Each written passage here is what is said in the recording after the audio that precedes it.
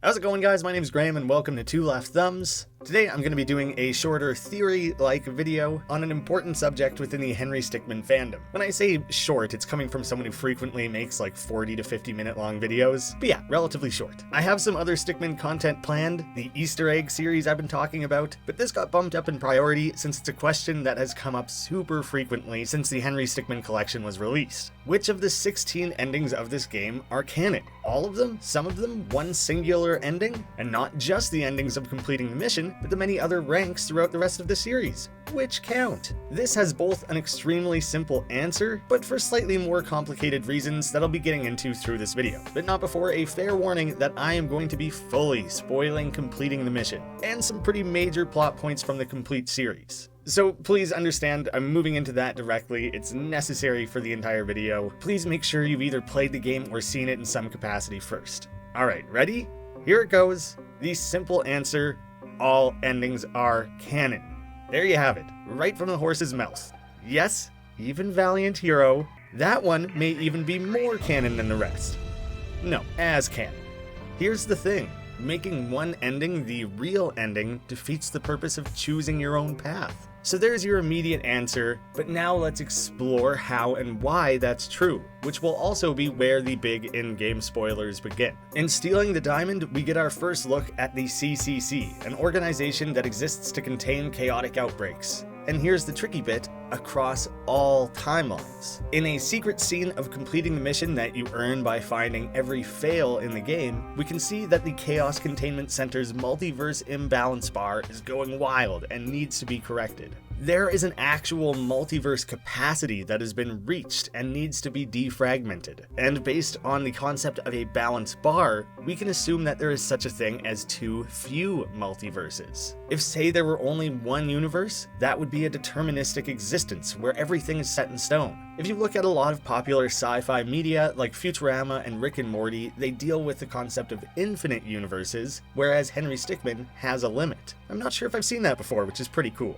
And even though Futurama deals with infinites, there's something really interesting in that series I want to use to better understand Henry Stickmin: the episode Farnsworth's Parabox. The Planet Express crew is hopping between infinite universes contained in these boxes, when they eventually find one that is identical to theirs except for one simple rule. Every single coin flip in that universe has had the opposite result. Any coin flip has a 50-50 chance at heads or tails, and across just those two universes, 100% of those potential outcomes have been explored. It's not that every coin flip ever creates a new universe, it's that both universes have the identical number of coin flips, and that they are always the opposite. That's the key bit, is that every outcome is contained in a limited number of universes. There aren't goofy, over-the-top alternates where everything is identical except people have cat ears. That's the sort of weirdness you end up with in the infinite multiverse. Here, there are constraints. The stories of Henry Stickmin are built around a branching series of choices, yet episodes 1 through 4 all point us towards completing the mission no matter what. There are limits in place at every step and branch. Think of every time that Henry has been presented with a choice. That has created a branch of universes. Not infinite universes, mind you, but a limited set based entirely around the outcomes of those choices. And while the majority of them do result directly in Henry's death, we do see him often complete a specific task,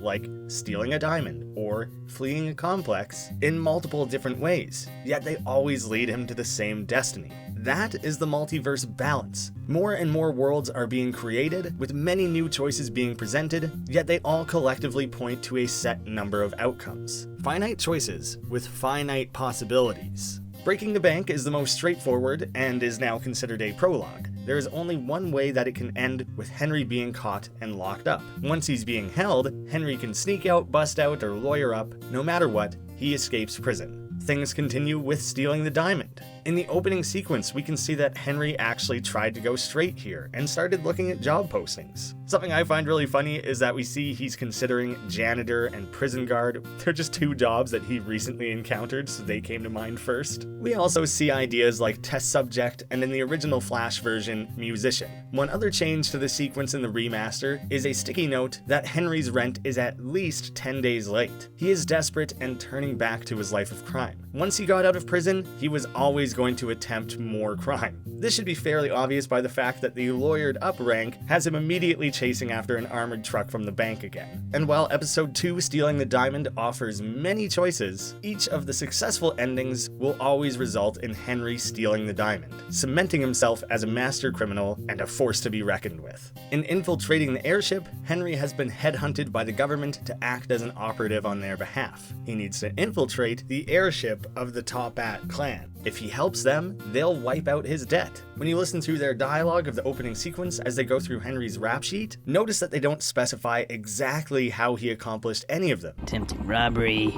breaking yourself out of prison, and even stealing a Tunisian diamond. He broke into a bank, he escaped a prison, and he stole a diamond. No matter what ranks were achieved or what routes chosen, Henry always ends up here. A few keen observers have noticed that this sequence will show you specific events, which seems to indicate that one ending is canon. I think this might be where the fandom started to commit to the singular idea of one true path, that perhaps one outcome was more significant than the others. But there's an extra detail that you might not notice here if you only play through the game once. If you replay the previous 2 episodes and choose branches that take you to a different rank, the images that these 2 government men are showing you will be different. It's not just that each of those ranks is possible, they all happened. In any given playthrough of infiltrating the airship, any previous combination of those ranks could have come before, since they all led you to this place. Which one specifically it was is less consequential, because regardless of how, you always escaped and you always stole. It's not until this game where things really start to branch and lead us to unique possible endings. The various airship ranks have Henry working with the government, becoming the leader of the Top-At clan, earning his pardon but remaining solo, or going against everyone and remaining a top-tier thief. The potential outcomes for Henry are more broad than they've ever been, yet this still doesn't lead us to infinite possibilities. No matter what route is chosen, Henry is still captured and brought to the wall. In the trailer for Fleeing the Complex, again, those first 3 incidents are presented in a way where the specifics of how it was accomplished are left out. And interestingly, way back in 2015 when this trailer was released, we appear to be getting our first acknowledgement of this branching multiverse, even if it doesn't directly refer to it in that way. Apparently he had some sort of incident with them as well. What do you mean by incident? There are conflicting reports. One report says he brought down the Top-At clan. Another say he joined them. Another report talks about him teaming up with his government. And there is something about a teddy bear. I do not know what actually happened. There are conflicting reports of what exactly the outcome was of Henry's run-in with the Top-Ats. This series has been very careful throughout to not lock in a single rank or ending. Any of them are possible. That has always been the case with this series. The potential endings in Fleeing the Complex also have more layered complexity and potentially build off specifics of the previous game for seemingly the first time, not just the broad concept of having stolen a diamond. Here, you can call the Top-Ats or the government for help, each of which only makes sense based on specific ranks earned in the airship. There are other unique possibilities of Henry only looking out for himself or to simply fade away, as well as another option to team up with Ellie. Episodes 3 and 4 are so important for this reason. These are now critical life choices that are affecting Henry as a character. What kind of stick is he going to be? Who does he work with? Who are his enemies? And despite the path of his life seemingly leading him to the same events no matter what, we are starting to see distinctly different paths of how he gets there. On to completing the mission, we accept that every one of these branches is canon. Yet, no matter how many fails or how many successes were found, Henry again will always have a role to play in this rocket launch. Despite the acceptance that all previous ranks are not just possible, but are simultaneously canon and true, there are limits to the eventual outcomes. Just like any one of Henry's individual choices throughout the series, they all point in one direction and there are a set number of ends. Opening old wounds here. In the Valiant Hero ending, Charles says his greatest plan is something he's always wanted to do, despite us having seen him do it several times before. The individual characters are not going to be aware of these branches and fails, only the player and the CCC have witnessed those outcomes. Those choices were all crucial, those consequences real, and those universes created. And while many of those didn't work out for us, they all still technically happened. Now in the secret ending, we get the defragmentation process, which is now locking in all 16 endings of completing the mission. Every previous fail and universe has always been pointing him towards this final mission. And for the first time, his life has unique possibilities beyond that, including actually dying for once. But with an overload of universes created through hundreds of failed attempts to get there, the computer is decluttering by removing all the failures that never led Henry to this point. The multiverse balance is being overloaded by all these failed attempts. This is seemingly being contained in some sort of supercomputer that now has to try and defragment. It does this by clearing out some of the more useless fails. It can't erase any of the major ranks or endings because all of this has been working towards pointing us in those directions. We don't see specifically what's removed in the defragmentation process, but it's something that only takes place after every ending and fail has been achieved. Think of the implications of defragmentation, the removal of fragments, not wholes. The Chaos Containment Center has allowed for the existence of these particular paths without the need to interfere. Defragmentation is most likely pointed at those major times where they did intervene, or the wild amount of haphazard fails that have inflated the multiverse count. They're kind of trimming things back a bit, whereas removing an entire branch would end up shrinking down that count too significantly. And before anyone tries to argue that the defragmentation could delete endings that you don't like, all endings are canon. Balance is needed. Failures are coalesced, limitations on choices made, and the 16 resulting endings are confirmed. Sorry to say, but that is totally locked in. It may seem like the CCC overreacts, using such extreme levels of force to contain outbreaks of chaos, but left unchecked, these events could lead to either the complete ending of that universe, or potentially the entire multiverse. As these situations escalate and become completely unbound, there are dozens of characters making dozens of simultaneous choices. The number of spun-off universes would climb exponentially. The CCC's goal is to be swift, decisive, and ruthless to bring an end to that threat. But keep in mind that balance. The world needs choice, possibility, and a small degree of chaos. Sometimes Henry goes too far and needs to be brought down, but there are instances where his crazy over-the-top antics are allowed to continue. Henry Stickmin truly has embodied the role of an agent of chaos. He has a role to play, disrupting order, creating universes, and contributing to that balance. Within limits. As we've seen, it's gone too far on several occasions. Breaking the bank was our prologue to set the stage. There weren't branches, it was always going to play out that way. It's really the catalyst for what follows. Escaping the prison is our true beginning. Episode 1. The first meaningful choices, the first branches, the first step to driving all these events forward. But none of that would or could have happened if Henry were stuck in his cell. Perhaps escaping was still a possibility, maybe he still could have called his lawyer, but there is a contained loop with Henry receiving that package. By the CCC closing the anomaly of someone needing to send the package to Henry, they are now nudging things towards the certainty of Henry's escape and ensuring the multiverse balance doesn't slip too low. It's possible that the CCC is doing more of this sort of low-key meddling throughout, perhaps nudging things on a regular basis, and we're only aware of the big nuclear instances. But there's this interesting idea here, that Henry always had to end up at that rocket launch, and in order to get there, he had to escape prison, he had to steal a diamond, and beyond that, there were a variety of different universes that led to that path. So yes, there is a bittersweet realization of every ending being canon.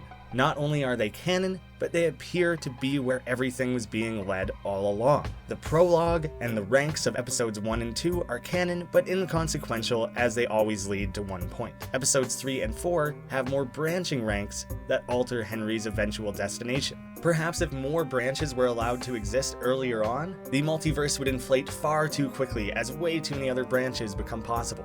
The contained number of possible outcomes for Henry had a key balance that allowed multiple possible endings of infiltration infiltrating the airship and fleeing the complex. They keep the level of possibilities high, but not too high. The amount of planning that would have taken when creating and completing the mission is staggering, and I love the series so much for managing to take a story that was created one episode at a time, and somehow sticking the landing so immaculately without the need for major retcons, and ensuring that everything was connected, paid off, and came back in meaningful ways. Like Puff said, those choices are ours, and all lead to their own endings that all coexist. So the argument shouldn't be which ending is canon. They all are, for better or worse. Those are the choices we made. There's no helping the existence of the others. Instead, which ending do you choose to fight towards? How do you want Henry to have lived and possibly continue to live? Whatever choice feels right to you, there are other players out there making other choices. One of you doesn't overwrite the other, and that's why we need to accept that there are 15 other true endings beyond our experience. That's the real beauty of this story's continuity and what makes this collection and finale so special. Thank you, Puffballs, for all these years of amazing games, and thank you all the more for paying it all off in the most amazing fashion. We can't wait to see what comes from you and Inner Sloth next.